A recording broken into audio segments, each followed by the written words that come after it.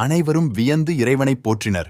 அவர்கள் பிரமிப்புடன், இன்று குறிப்பிடத்தக்க விஷயங்களைக் கண்டோம் என்றார். இன்றைய வசனத்தின் எண்ணங்கள். இயேசு நொண்டியாக இருந்த ஒரு மனிதனை மன்னித்தார். பின்னர் அவரை குணப்படுத்துவதன் மூலம் மன்னிக்கும் அதிகாரம் அவருக்கு இருப்பதாக காட்டினார். இந்த குணப்படுத்துதல் எவ்வளவு உற்சாகமானது மற்றும் முக்கியமானது. மிக முக்கியமான விஷயம், அதை கண்டவர்களின் எதிர்வினை. அவர்கள் வியப்பு மற்றும் பிரமிப்புடன் கடவுளை புகழ்ந்தனர்.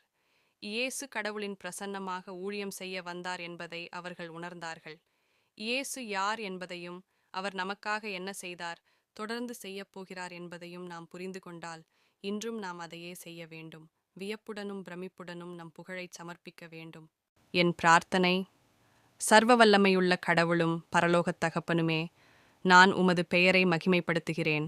மேலும் நீங்கள் என் மீது ஆடம்பரமாகப் பொழிந்த கிருபைக்கு நன்றி. உமது குமாரனும் என் இரட்சகருமான இயேசுவின் மூலமாக வியப்பும் பிரமிப்பும் நிறைந்த இதயத்திலிருந்து யாருடைய பேரில் இந்த புகழைச் செலுத்துகிறேன். ஆமென்.